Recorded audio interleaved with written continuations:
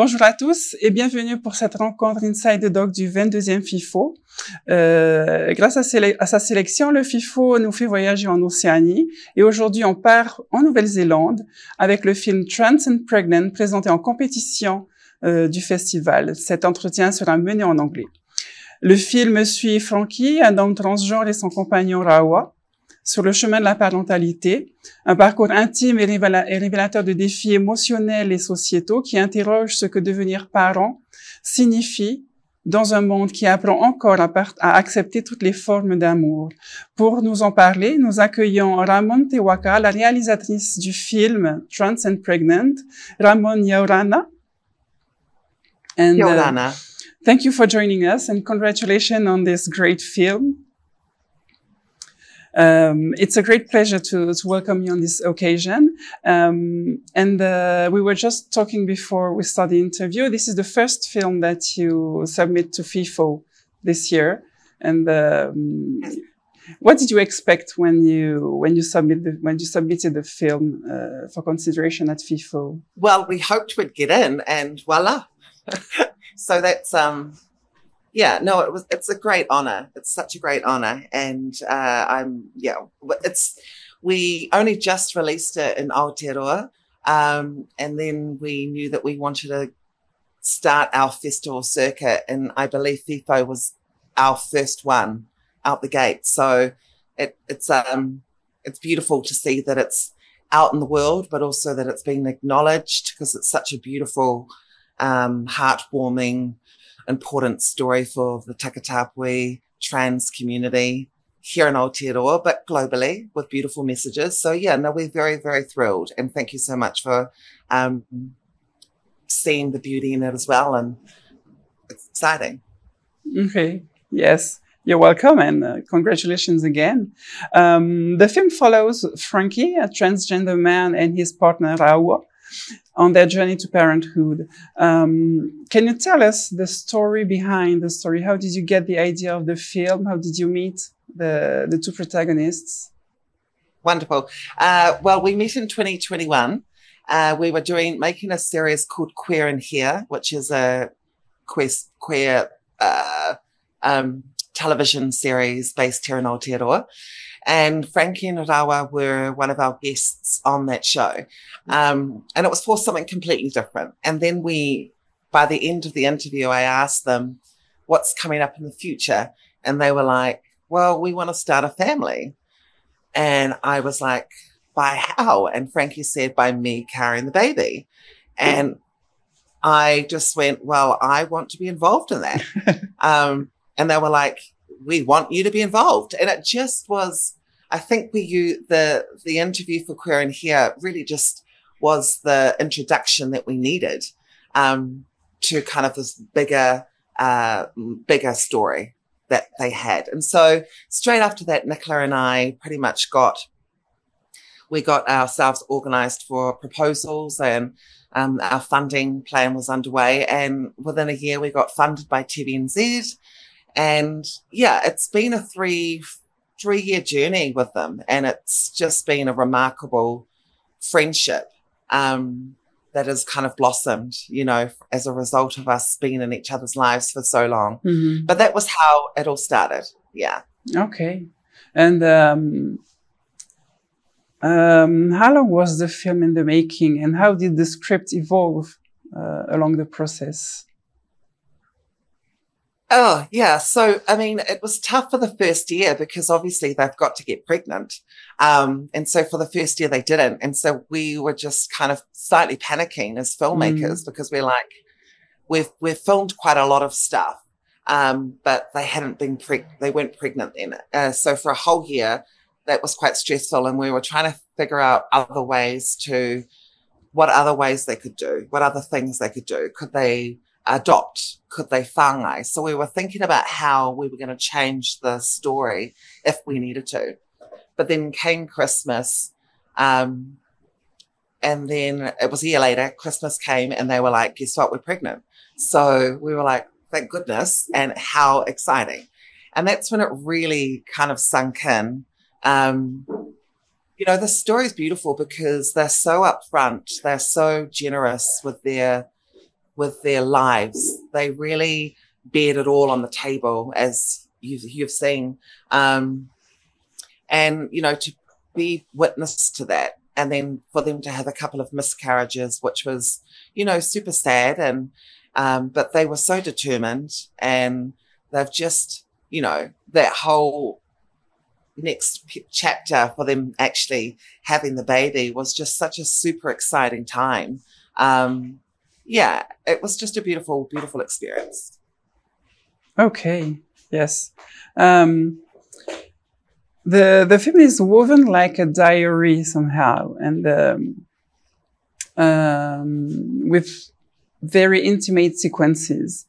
How did Frankie and Rāwā, how did you get them to participate in this project with this precise angle?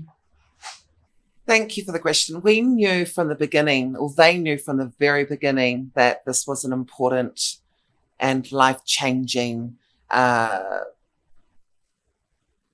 process to undergo. And we did as well. And so we, once they realized that they wanted to do this and be filmed, then we were just like, let's do this. And so they were very open and honest, and their process was authentic. You know, and I'm a trans woman, so it was really important for me to be able to tell these stories in a really authentic, honest way. And yeah, I think it just changed our lives in terms of just, you know, filmmaking with access to something, to a subject that is so kind of intimate and important and so authentic. And it was just such a beautiful process. But they knew from the very beginning that this kaupapa, this project, would change lives. And we all did. And we've seen it now that it's out in the world, how it has resonated with so many people, not just queer people or trans people, but with society in general. You know, we've had lots of gorgeous feedback. And it just goes to show the power in telling truthful stories, and how it resonates really when it's done right, and when you have people in front of the camera and behind the camera are there for the same cause, you know, and it's about just being truthful and allowing them to be themselves. You know, that was really important to us. I guess it was the same with the families and relatives, because you also have lots of testimonies from them. Yeah. Yeah, that's true. You know, they come from such a beautiful, supportive system, like a community. That community is so important to them. And you see it in the film, how generous their community is and how supportive and loving and accepting they are. And that was really beautiful for us. And I think I needed to show that, you know, they are loved and that they have a really rich community. And that was really important for us to capture. So often, our community, for some of us, we don't have that access. We don't have that community, that sense of family.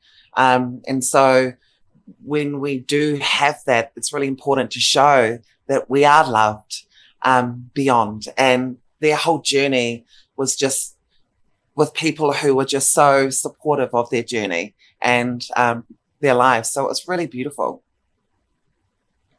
You talked just earlier about the feedback you get from the audience. What are the typical feedback that you get since the film? What are the typical feedback that you get from the audience? I mean, I think it's been an array of things, but I think mostly people have just been blown away by well, everyone cried. I mean, lots of people talked about how they cried in the birth scene. Which I think was really powerful, that scene. Yeah, it was really powerful. It was beautiful to capture. It was beautiful to watch, like being there. I've never been in a room with a birth before. So it was like, whoa! But it was really, really beautiful. And people are just blown away by the authenticity of it, I think. They were just so, it was so beautiful. It was such a great story. And, you know, it was just, Rāwā and Frankie are such amazing people. You know, it was, and then people just talked about how it was told with such a beautiful, kind, authentic way. And, you know, for us, for me as a filmmaker, that was really beautiful. So, yeah. Yes. And impact-wise, what kind of achievement are you looking for now that the film is out and starting a tour in the festival circuit? I think for me, I want to show people what's possible. You know, that we as a community are filled with possibility. And that even though we face a lot of challenges with right-wing activists or, you know, Christian fundamentalists, and we've had our fair share since the film has been out in New Zealand. There's been, you know, some right-wing activists who have declared this to be abhorrent to society, you know, but that will never, ever stop us from telling our stories. And I think, you know, people go, oh, they're brave and they're courageous. And I think, well, no, we all have a story to tell. And as a community, we all need to be able to tell our truth. And I think people want truth. People want authenticity now. When they sit down and watch a film, they want to see real lived experiences, real people living real lives, you know, and I think that's what's the power of this film. For us, it's quietly powerful. You know, they're not activists going, we want this, we demand this. They're just like, well, we want to be parents. I still can, Frankie, like I can still have the baby physically. So let's do it. And it was just that honesty that we related to, because a lot of us are activists, but we're quiet activists. We just we live through our lives. We just get on with our lives. And I think that's the power in it, if I'm being honest. That will resonate around the world because audiences really want to just see real people with real life stuff going on. And it just so happens to be, you know, an unconventional way in some ways, you know, a trans man having a baby. But, you know, it's not the first time the story has been told, but it's the first time that we have a uniquely Māori, Rāwā's Māori. We have a uniquely Kiwi story. And, you know, I'm trans woman. So, and Nicola's a queer woman. So we are a queer team telling a uniquely queer story. And I think, yeah, and I think there's a lot of power in that. Makes a lot, I think, because you have the legitimacy to do it. And what was the most difficult in the process? I think for me, we were really nervous for a year that they weren't going to get pregnant, if I'm being honest, because for a whole year, you know, I mean, we don't know when people get pregnant. I mean, it is a gamble. It's fascinating to film the whys and hows for them. And, you know, unfortunately, they experienced a couple of miscarriages and all of those things that confront people who are going through a journey to childhood or parenthood, sorry. So, yeah, and us considering what the documentary might look like if they were unable to get pregnant. And so we were trying to question other ways, and they were open to the suggestions. Like they were like, maybe we could look at adopting and all these kind of other avenues. You know, so yeah, just how it would have changed the story and us figuring out the best way to move through their journey and adapt. But luckily for us, and, you know, I mean, that's the beautiful thing about documentaries is, I mean, the funders are the only ones that want you to deliver it 8 months later. But, you know, documentaries aren't always that way. And so it just meant that we stuck in there. We're really glad we did. And then, you know, a year later they got pregnant. So I think that was a bit of a challenge for us. Everything else, I mean, we developed a really deep friendship, and you know, I traveled down because I live in Tamaki Makaurau, Auckland, and they live in Christchurch. So I was jumping on a plane constantly just to go and annoy them, film them.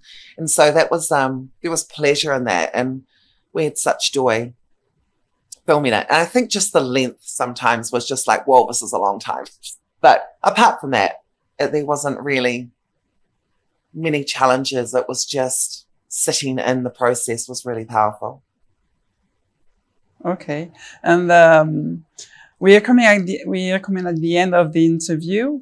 My last question is a bit out of subject, but what advice would you give to our younger audience or even young filmmakers that are willing to embrace a career as documentary filmmaker? I want people to be, when they see this film, to be open. I want people to be open to receive the love. And I think, you know, the film is generous with love, and it's generous with truth, and it's generous with authenticity. And I think for young people crave that. They crave that now more so than ever. The internet is a very dodgy place at times. And, you know, we question ourselves a lot. And my generation did the same, but I didn't grow up with the internet, you know, so the younger audience have. And I think people, like I was saying before, they want body autonomy. They want self-expression, and they want to see films that show that, that express that. And so I think that's why this film will resonate with a lot of young people. And I think young people, you know, you just want them to know that they are loved, that they are seen, that if they are queer or trans or part of the LGBTIQ plus community, that their lives do matter and that things are possible. You know, this is a film about possibility. And we live in a realm now where things are so possible. And so young people can be encouraged by that. And, you know, I think all generations can be encouraged by that, but young people in particular. Yeah. And would that be also the advice you would give a young filmmaker who wish to do documentary films? Yeah, I think it's really important. I mean, I'm grateful. I've been making documentaries and factual TV shows for 20 years. But this was our first kind of documentary, 44-minute long and festival circuit.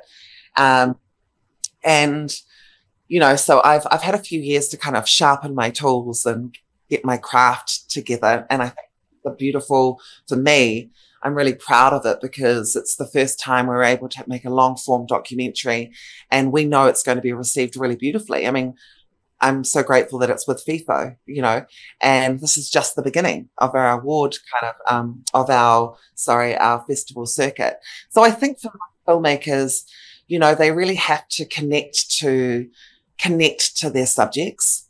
They have to kind of create, because they always say, write what you know, right? Create what you know, because there's a sense of connection and truth to that. And I have been fortunate enough to be in this industry for 20 years in my truth as a trans woman, you know, through all the challenges, because there are some, but, you know, I've stayed true to what I know, and telling our stories are so important. So if you're a filmmaker, choose stories that you understand, that you know how to tell from the heart, and you know how to tell from your truth. And I think that's the first and most important thing. And then the rest of it will just fall into place. And be brave with your choices, and be bold, and, you know, do things that are exciting that will change lives, because that's what we kind of need at the minute. That's great. Thank you very much, Ramon. Good luck for the competition and your upcoming projects. And hopefully we'll see you at FIFO. Yeah, will you be there? Yes, I will. Oh, I get to meet you. Yay. Yes. So as a reminder, trans and pregnant will be presented in the competition category at the 22nd edition of FIFO from January 31st until February 9th, 2025. And thank you everyone for watching us for this conversation. The FIFO the film will be screened on site at Maison de la Culture from the 31st of January until the 9th of February, and also online on fifotahiti.com. Again, Ramon, thank you very much for joining us, and see you pretty soon now. Yes, thank you so much. It's wonderful. You're gorgeous. Thank you. Bye. Ka kite. Bye-bye.